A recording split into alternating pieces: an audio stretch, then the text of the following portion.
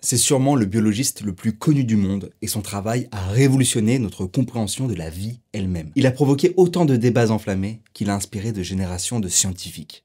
Malgré tout, il est resté un homme humble, avec sa barbe à l'allure de vieux sage et sa curiosité qui l'a emmené aux quatre coins du monde. Sa vie est un modèle de patience, lui qui a attendu plus de 20 ans avant de présenter ses théories au monde. Vous l'avez compris, aujourd'hui je vous raconte la vraie vie de Charles Darwin.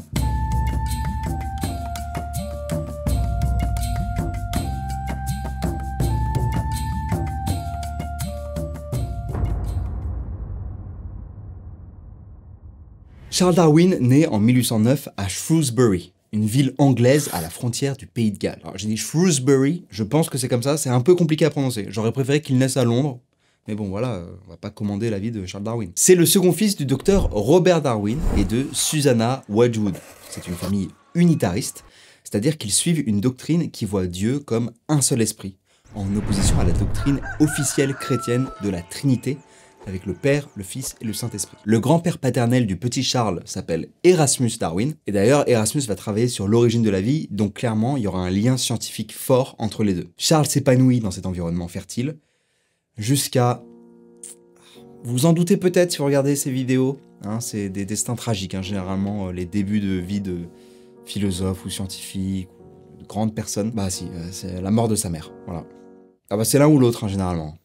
Mais j'ai l'impression que c'est un peu plus les mamans. Susanna quitte sa vie alors qu'il est à peine âgé de 8 ans. Voilà, le décès arrive suite à une longue maladie et Charles en parle en ces termes dans l'autobiographie qu'il écrira bien plus tard. Je ne me rappelle presque rien d'elle, sauf son lit de mort, sa robe de velours noir et sa table à ouvrage, curieusement faite. Je crois que mon absence de souvenir incombe en partie à mes sœurs qui, à cause de leur chagrin, ne voulaient jamais en parler ni prononcer son nom. Et cela tient également en partie à l'invalidité de ma mère avant sa mort. C'est donc ses trois sœurs qui prennent soin de lui et assurent son éducation, ainsi que son père. Son père, c'est un homme qui se fait remarquer par son caractère, hein. Il est extrêmement gentil et jovial, excellent orateur. D'ailleurs, son père, c'est un médecin qui déteste opérer parce que la vue du sang le rend malade. Voilà, c'est un trait qu'il va transmettre à son fils. Ça, c'est paradoxal quand même, hein. C'est un peu comme un pêcheur qui aime pas l'eau, un banquier qui aime pas l'argent, un routier qui aime pas les pneus, un chanteur qui a horreur des micros, un informaticien par exemple qui déteste les câbles. J'arrête. J'arrête. Dans tous les cas, Charles voit en lui un homme d'une grande valeur morale et c'est son père qui va un peu le mettre sur les rails, enfin le remettre sur les rails, parce qu'à 16 ans, Charles est surtout intéressé par le tir au gibier. Mais il a quand même une sensibilité scientifique, puisque avec son frère aîné Erasmus, qui porte le même nom donc que leur grand-père, ils font un petit laboratoire dans un abri à côté de la maison. Et ils vont mener leurs premières expériences chimiques, souvent assez désagréables en termes d'odeur. Si bien qu'à l'école, beaucoup de ses camarades ont trouvé un surnom pour Charles. Ils l'appellent Gaz. Voilà. C'est péjoratif, mais en même temps, ça sonne un petit peu stylé, je trouve. Il y a un petit truc, quoi. Ça gaz. Je sais pas, il y a quelque chose, voilà. En tout cas, son père décide de profiter de la curiosité de son fils et l'envoie étudier la médecine à l'université d'Édimbourg. Il s'agit de la meilleure université de Grande-Bretagne. Et Charles Darwin découvre un environnement stimulant, avec beaucoup d'idées et de personnages intéressants un peu partout. C'est aussi là qu'il prend conscience de son grand intérêt pour l'histoire naturelle, qui englobe la zoologie, la météorologie ou la botanique par exemple. Mais ce n'est pas suffisant pour réussir les études. Il déteste l'anatomie et la chirurgie, tout comme son père, qui est pratiqué à l'époque sans anesthésie, hein, vu que le chloroforme n'est pas encore utilisé. Et voilà, c'est un peu trop éprouvant pour lui, et au bout de 2 ans, il revient dans la maison familiale sans diplôme. Alors il se remet avec obsession à la chasse, au grand désespoir de son père qui lui dit « Tu ne t'occupes que de chasse, de chiens et d'attraper des rats. Tu seras le déshonneur de la famille. » J'aurais pas aimé. Dans une tentative pour sauver ce cas qu'il estime désespéré, son père l'envoie cette fois à Cambridge pour faire des études de pasteur. Darwin n'est ni vraiment convaincu par les dogmes de l'Église, ni particulièrement contre, donc il part à Cambridge sans broncher. Voilà, on y va. C'est un grand changement d'ambiance, hein, et il est désormais éduqué comme un gentleman. Hein, il monte à cheval, boit de l'alcool, et se lance dans l'activité de mode à l'époque, c'est-à-dire collectionner les insectes. Darwin pratique cette activité avec beaucoup de passion, parce que ça le rapproche de cette nature qu'il aime. Et quand je dis beaucoup de passion, c'est vraiment beaucoup. Il y a une anecdote assez drôle que Darwin raconte lui-même, c'est la suivante. Un jour, en arrachant une vieille écorce, je vis 2 scarabées rares et en pris un dans chaque main. Puis, j'en vis un d'une 3e et nouvelle sorte. que je ne pouvais admettre de laisser échapper. Je fourrai donc dans ma bouche celui que je tenais dans ma main droite. Hélas, il lâche un fluide extrêmement acide qui me brûla la langue, de sorte que je fus obligé de recracher le scarabée, qui fut perdu, comme d'ailleurs le troisième. Voilà, donc le mec n'hésite pas à donner de sa personne, c'est admirable, je l'aurais pas tenté, perso. Voilà, il a plus de place avec ses mains, il met dans sa bouche, pas de problème. Le mec est prêt pour Koh-Lanta. À part les scarabées, Darwin va quand même rencontrer des personnes qui vont jouer un rôle important dans sa vie, comme le professeur de géologie Adam Sedgwick ou le botaniste John Henslow, qu'il fréquente au point qu'on le surnomme l'homme qui marche à côté de Henslow. Voilà. C'est quand même vachement moins efficace comme surnom que Gaz. Gaz, au moins, c'était percutant. Voilà. C'est aussi pendant ses études à Cambridge que Darwin découvre un livre qui va le changer. C'est le Code de Cyrus North que vous pouvez trouver dans toutes les librairies. C'est faux! C'est faux, c'est pas ça le livre. Mais c'est vrai, vous pouvez quand même le trouver dans les librairies, mais c'est pas ça. Non, le livre, c'est Narration personnelle de Alexander von Humboldt. C'est un récit de voyage qui se passe notamment dans les jungles sud-américaines. Et ça réveille furieusement l'envie d'exploration d'un Darwin âgé de 22 ans, et ne lui manque qu'un projet auquel se greffer. Et un jour, en 1831, son professeur Henslow le prévient qu'un jeune capitaine de la Royal Navy, Robert Fitzroy, âgé de 26 ans, cherche un naturaliste pour une expédition de 2 ans en Amérique du Sud. Le marin et l'homme de science se rencontrent et Darwin est à un nez de passer à côté de son destin. Je vous explique. En fait, Robert Fitzroy, il pense qu'on peut évaluer le caractère d'un homme à sa morphologie. Et quand il voit le nez de Darwin, il se dit « Non, ça c'est pas le nez d'un mec qui a l'énergie et la volonté pour un tel voyage. » Un peu dur. Si vous voulez mon avis, c'est un petit peu l'astrologie de l'époque, quoi. Non, toi t'es scorpion, ça va pas le faire, non. Voilà. Ça n'a aucun sens. Alors heureusement, ils prennent quand même la peine d'échanger un petit peu, et finalement le courant passe bien. Et malgré que Fitzroy est très conservateur, alors que Darwin est plutôt libéral, Darwin n'est donc finalement pas victime de la sélection naturelle de son nez, ni de son orientation politique, et gagne le droit d'embarquer à bord du fameux Beagle et des 67 hommes qui composent son équipage. Le Beagle largue les amarres le 27 décembre 1831. C'est l'événement le plus important de sa vie, comme il le dira lui-même par la suite. C'est un voyage qui va durer 5 ans en tout, donc loin des 2 années prévues à la base, et ça va aller du Brésil jusqu'en Australie, en passant par l'Argentine ou l'Afrique du Sud. C'est vraiment le moment où Darwin a devant lui une opportunité incroyable pour se construire en tant que scientifique, en tant qu'homme aussi, et il va pas la laisser filer. Alors juste petit problème, il a un terrible mal de mer, et sur les 5 ans du voyage, il ne reste que 18 mois sur le bateau, donc 40 mois environ sur Terre. Est-ce qu'on peut pas dire qu'il emmène pas large?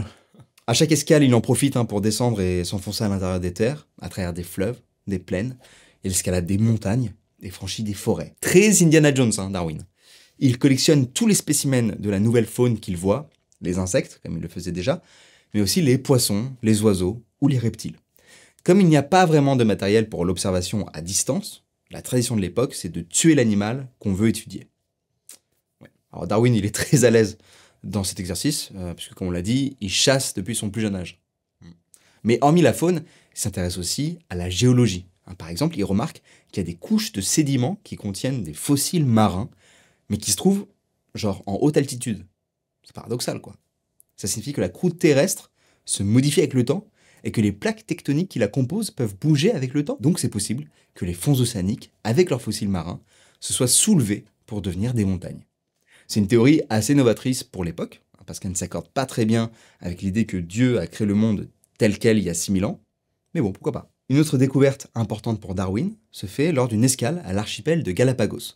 C'est une constellation d'îles avec des tortues, des volcans, qui se trouvent à 1000 km des côtes de l'équateur. Mais elles ne communiquent pas entre elles.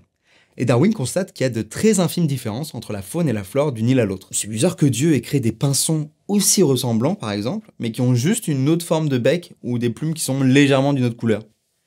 Et plus il creuse dans ses analyses, et plus Darwin comprend que chaque petit détail est en fait une nécessité, et permet à l'espèce en question de survivre dans son environnement. Un plumage d'une telle couleur peut permettre de mieux se camoufler selon la végétation, et un bec différent peut permettre de manger d'autres formes de nourriture selon ce qu'il y a de disponible sur l'île. Donc ça n'a pas vraiment l'air d'être du hasard. Et Darwin continue ses observations, et son carnet de notes devient peu à peu un véritable trésor pour la science. Il prend 1600 pages de notes sur la géologie et la zoologie et ramène 1500 échantillons divers et variés conservés dans de l'alcool et 4000 conservés à sec. C'est énorme. Il a assez de matière à disséquer pour le reste de son existence. Lorsqu'il repose le pied en Angleterre, après ses 5 années d'exploration, c'est un homme changé. Il devient membre de la Société de géologie en 1837 à 28 ans et commence à se faire un nom dans le milieu. Grâce à ses relations, il envoie toutes ses collections du Beagle à des experts de chaque catégorie, oiseaux, champignons, fossiles, etc., afin de pouvoir classer ses trouvailles de manière plus détaillée. Un bon leader sait déléguer quand il le faut, et ça va être très utile à Darwin.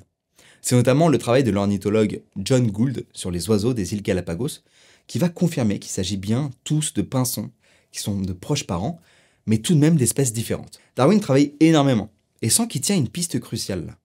Mais en même temps, il agit furtivement parce qu'il sait que ses recherches, elles ne vont pas plaire à l'Église, du tout. La vérité de l'époque, c'est le créationnisme. C'est-à-dire que Dieu a créé chaque espèce vivante individuellement. Darwin commence à s'opposer à cette idée et il écrit, par exemple, que nous admettons que les satellites, les planètes, les soleils, les univers, voire des systèmes d'univers tout entiers, puissent être gouvernés par des lois. Mais pour le plus petit des insectes, nous prétendons qu'un acte spécial de la création l'a fait apparaître subitement, déjà doté de ses instincts, de sa place dans la nature, de son habitat. Dans ses notes, il prépare même des stratégies pour se défendre au cas où quelqu'un le confronte, en disant par exemple qu'il peut comparer son cas à celui des premiers astronomes qui étaient persécutés par l'Église. C'est une époque où le caractère moral d'un gentleman doit être au-dessus de tout soupçon. Darwin mène donc une sorte de double vie, étrange, puisque en parallèle, par exemple, il est admis dans le prestigieux Athenaeum Club en 1838 et à la Royal Society en 1839, la plus ancienne société scientifique au monde. C'est probablement à cause de ce stress qu'il y a de plus en plus de problèmes de santé, tels que des palpitations cardiaques et des maux d'estomac. Ce sont des symptômes similaires à ce que sa mère ressentait avant sa mort. Donc, Darwin se dit peut-être qu'il a hérité d'un trouble. Ou bien d'autres théories disent qu'il a pu se faire piquer par un insecte pendant son voyage et avoir attrapé une maladie. Ce qui n'est pas impossible vu tout ce qu'il met dans sa bouche. Pas impossible. Dans tous les cas, ça ne le décourage pas, il continue son travail, et au détour d'une lecture, il rencontre un concept qui va beaucoup lui plaire. Il lit l'essai de l'économiste Thomas Malthus, en 1838, qui dit que la population augmente trop rapidement par rapport à la production alimentaire. Darwin pense donc que ça va entraîner une lutte pour les ressources, et que cette compétition va naturellement éliminer les moins capables. Et là, il transpose cette idée à la nature. Alors qu'il croyait que les animaux à l'état sauvage restaient stables, il se rend compte qu'en fait il y a une lutte, une lutte acharnée dans la nature, et que les survivants sont ceux qui sont les plus forts dans leur environnement, et qu'ils transmettent le trait qui les différencie à leurs descendants. Ce qui explique le bec des pinsons aux Galapagos. Il y a donc un système d'évolution où en fait certaines mutations sont favorables et d'autres vont être défavorables à un environnement. Les espèces qui sont favorisées, elles se reproduisent plus et elles finissent par remplacer les autres. C'est hyper schématique tout ça. C'est pas une vidéo sur la sélection naturelle, c'est une vidéo sur Darwin. Mais en gros, c'est ce que Darwin appelle la sélection naturelle.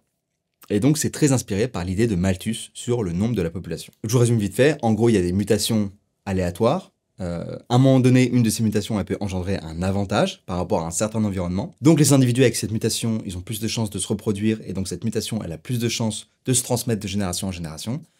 Et en gros, ça marche comme ça. Je profite de cette vidéo pour dire qu'il y a un gros contresens. C'est pas, en gros... prenons la girafe par exemple. Une girafe avec un long cou qui mange des trucs hauts. C'est pas parce qu'il y a des trucs hauts à manger que la girafe elle a un long cou, mais c'est parce qu'elle a un long cou qu'elle peut manger des trucs hauts. Alors pour le coup, Darwin, il a peut-être pas des mutations favorables, mais il va quand même fonder un foyer et se reproduire. On est en 1839 et son père lui met la pression pour qu'il se marie et il épouse Emma Wedgwood, une de ses cousines. Voilà, en mode Einstein. Alors sur ce coup, Darwin est tellement rationnel qu'il manque totalement de romantisme. Il fait une liste pour et contre des raisons de se marier, comme si c'était un problème de science. Il dit que c'est une bonne idée, parce qu'il peut profiter de la compagnie féminine, mais qu'en même temps, ça va lui faire perdre du temps dans son travail et qu'il aura moins d'argent pour acheter des livres. Vraiment pas un lover. Mais il est aussi un peu pressé par ses problèmes de santé qui ne s'arrêtent pas, et l'idée d'avoir quelqu'un pour s'occuper de lui pèse lourd dans la balance. Pragmatique. Il épouse donc Emma, et ils vont rapidement avoir un enfant appelé William Erasmus. Et bien sûr, Darwin en profite pour faire une observation rapprochée du bébé, et regarde la coordination, les réflexes, le moment où apparaissent les émotions. En fait, il veut comparer le comportement d'un enfant et d'un singe pour voir s'il y a une continuité entre les fonctions psychiques animales et humaines. Malgré le fait qu'il en fasse un laboratoire d'observation, Darwin est très aimant avec son fils, tellement qu'avec sa femme, ils vont pas s'arrêter là. Et je crois qu'il a pas si bien lu Malthus que ça. Non, je dis ça parce qu'il va avoir au total 10 enfants. Voilà. Ah, ils ont pas chômé. Alors malheureusement, l'époque oblige, 2 vont mourir très très jeunes. Il y a sa deuxième fille, Marie, après seulement 23 jours, et son dernier fils, Charles, au bout de 18 mois. Juste après la naissance du tout premier William, on est au moment où Darwin développe son œuvre, et il rédige un brouillon de 35 pages, en 1842, en disant à Emma de le faire publier si jamais il meurt de façon soudaine. D'ailleurs, il essaie de parler avec Emma de ses idées, mais elle réagit de manière complètement choquée, ce qui convainc Darwin de continuer à travailler dans l'ombre.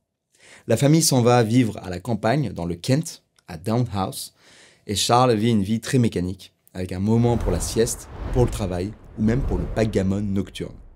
Il se spécialise pendant 8 ans sur les cirripèdes, des crustacés hermaphrodites, et rédige 4 monographies sur le sujet. Et au passage, le fait d'être aussi pointu sur une espèce méconnue lui vaut une médaille à la Royal Society. Mais il ne perd pas l'essentiel de vue. Dans une lettre au botaniste Joseph Dalton Hooker, il écrit que toutes les formes spécifiques ne sont pas immuables, donc que les espèces évoluent, et il déclare qu'après avoir écrit ça, il se sent comme s'il avait avoué un meurtre. Il y a une grande tension entre sa théorie et Dieu. Mais Darwin ne refuse pas l'idée d'un créateur. Mais pour lui, c'est un Dieu qui a façonné les lois générales, au lieu d'avoir tracé lui-même chaque espèce vivante. Darwin écrit à ce propos que le créateur d'un nombre infini de systèmes de mondes n'a pas créé dans sa majesté chacune des myriades de parasites rampants et de vers gluants qui grouillent chaque jour de la vie sur le sol et les eaux de cette seule planète. La mort, la famine et la guerre cachée qui se déroulent dans la nature ont eu pour conséquence le bien le plus élevé que nous puissions concevoir, la création des animaux supérieurs. Qu'est-ce qui va donc finalement pousser Darwin à présenter son travail au monde ? Eh bien d'abord, une raison sociétale, c'est que de plus en plus de scientifiques veulent diminuer l'influence du clergé sur la science. Il y a le biologiste Huxley et le philosophe Spencer, par exemple, qui réfléchissent en ce sens, et la Grande-Bretagne commence à changer au début des années 1850. Et ensuite, la seconde raison est beaucoup plus personnelle, c'est la mort de sa première fille Anne lorsqu'elle a 10 ans. C'est une épreuve qui va bouleverser Charles. Sa mère, à lui, est décédée suite des crises de santé dont il pense avoir hérité, et qu'il a donc peut-être transmis à sa fille. Suite à ça, Darwin se lance corps et âme et commence à rédiger un ouvrage intitulé Sélection naturelle. Il s'entoure d'esprits brillants, comme ceux du biologiste Huxley, qu'on vient de mentionner, ou de Charles Lyell, un géologue et ami de longue date. C'est Lyell qui l'introduit au jeune Alfred Wallace, un naturaliste autodidacte qui voyage à travers le monde et avec qui Darwin va entretenir une correspondance. En 1858, il a 49 ans et il estime désormais avoir écrit 2/3 de l'ouvrage, mais il est ralenti par la fatigue et la maladie qui s'aggravent. Enfin, ça c'est jusqu'au 18 juin, où il reçoit une lettre qui va l'obliger à se remettre au travail. C'est une lettre de son correspondant Alfred Wallace, qui travaille en Malaisie, et qui présente ses recherches à Darwin. Et là, le choc, parce qu'il se rend compte que Wallace développe quasiment la même théorie que lui sur la lutte pour l'existence des espèces. Il demande conseil à son ami Lyell, qui va prendre les choses en main. Il va organiser une lecture de la lettre de Wallace et du travail de Darwin à la réunion de la Société linnéenne, le rassemblement des naturalistes, et attester lui-même que Darwin travaille sur cette théorie depuis au moins 20 ans. Et c'est à ce moment-là que l'histoire de la science change pour toujours. C'est ce qu'on pourrait croire. Quand même, on balance la théorie et tout. Non, tout le monde s'en fout. Il y a un professeur qui déclare au sujet de la conférence que tout ce qui a été dit de nouveau est faux, et tout ce qui a été dit de vrai est déjà connu. Mais à partir de ce moment, Darwin met de côté l'écriture de son vaste ouvrage et en sort une synthèse plus efficace, appelée « De l'origine des espèces » par le moyen de la sélection naturelle. Lorsque le livre sort en 1859, donc seulement 1 an plus tard, il est victime de terribles nausées qui font de sa vie un enfer. En plus, les journaux qui parlent du livre le résument avec la seule idée que Darwin a volontairement passée sous silence, que l'homme est une évolution du singe. Mais le livre commence à se vendre de plus en plus. Et un Darwin affaibli ne peut pas mener le débat public. Il délègue donc à son ami Huxley, qui lui est un véritable gladiateur des joutes verbales et qui défend sa théorie partout. Un vrai frère.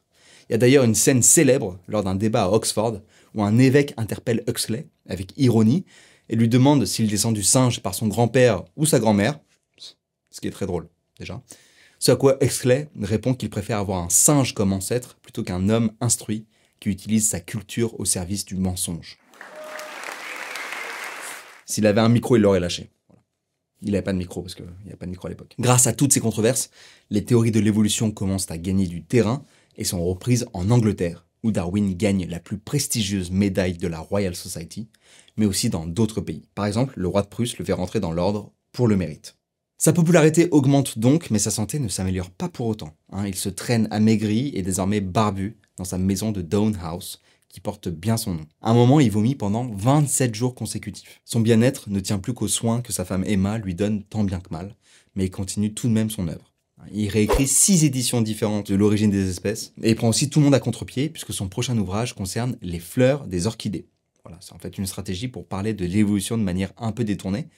Il dit que la floraison de l'orchidée n'est pas un cadeau imaginé par Dieu pour plaire aux humains, mais le résultat d'un processus pour attirer au mieux les insectes pollinisateurs. De manière un peu moins florale, ces idées elles commencent aussi à être utilisées pour nourrir une vision néfaste du monde.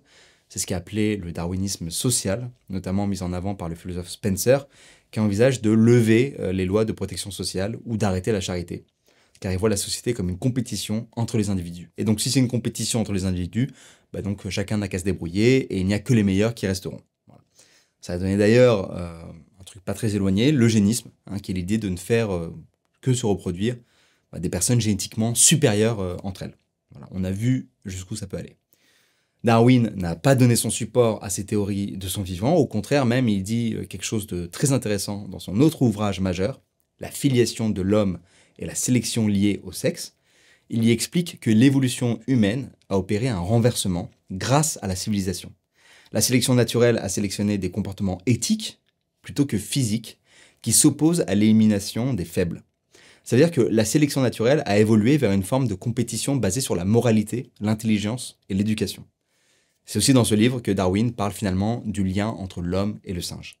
Il dit que l'homme est un rejeton de la souche des singes, catharinien, qui englobe les chimpanzés et les gorilles, mais dont il a divergé avec l'évolution et la sélection naturelle. Alors évidemment, cette proximité elle a été aujourd'hui confirmée par l'analyse comparative de l'ADN. Et d'ailleurs, certains spécialistes estiment que Homo sapiens sapiens est tellement apparenté aux chimpanzés qu'ils pourraient être rangés tous les deux dans un genre à part. Après ce livre essentiel, Darwin continue à travailler et sort un ultime ouvrage sur les vers de terre, avant d'aller les rejoindre à son tour, puisqu'il s'éteint en 1882 à 73 ans d'une angine de la poitrine. Il restera comme la personne qui a apporté une profonde blessure narcissique, selon les termes de Sigmund Freud, à l'homme. Voilà. C'est une des grandes blessures, puisqu'il lui a montré qu'il n'était ni une créature divine, ni une espèce providentielle, élue par la nature, mais simplement le fruit d'une longue évolution. La leçon à tirer de tout ça, c'est qu'il vous reste toujours de l'espoir pour changer la conception de la vie humaine, même si on vous appelle Gaz dans la cour de récré. Charles Darwin était possiblement un super navigateur. Par contre, un petit peu difficile à utiliser. Mais Opera, c'est autre chose. Opera, c'est le sponsor de cette vidéo. C'est un navigateur internet super complet et pratique. Déjà visuellement, je le trouve trop stylé. On peut tout personnaliser, mon thème, le fond d'écran, les animations, il y a même un thème où le son du clavier change. Ensuite, l'ergonomie est incroyablement pratique. Sur le côté gauche, je peux contrôler ma musique simplement en passant la souris sur l'icône du lecteur sans quitter mon navigateur ou utiliser un onglet supplémentaire. C'est vraiment pratique. Je peux même déplacer ce petit lecteur pop-out où je veux. Je peux aussi split mon écran en deux, simplement en glissant mon deuxième onglet sur la page. Typiquement, c'est parfait pour faire mes retours à mon monteur en ayant le script à côté de la vidéo. Et ça là, vous voyez, là l'onglet souligné, ça apparaît quand j'en ai plein d'ouverts et ça me permet de retrouver les derniers onglets visités. C'est super ingénieux. On peut même aller plus loin parce qu'on peut regrouper ces onglets par catégorie avec Tab Island. Genre, on peut avoir un premier projet avec tous ces onglets et ensuite un second projet ou travailler sur autre chose avec d'autres onglets. Et ça évite de perdre du temps à ne plus savoir où sont les choses et quoi ouvrir. On peut aussi mettre des marqueurs sur un onglet à l'aide d'emojis, ce qui est hyper pratique. Ils ont également une IA intégrée, Aria, qui me permet d'affiner mes recherches et poser mes questions. Elle peut aussi générer des images ou même analyser des images que je télécharge en me partageant des informations ou par exemple faire une retranscription de mes notes papier. Donc c'est vraiment plus qu'un navigateur. C'est un véritable écosystème de travail et en plus, c'est gratuit. Alors je vous invite à le tester, vous avez le lien pour le télécharger en description. Merci à eux d'avoir sponsorisé la vidéo, merci à vous de l'avoir regardé et je vous souhaite d'excellentes fêtes de fin d'année. Love, peace. Ciao.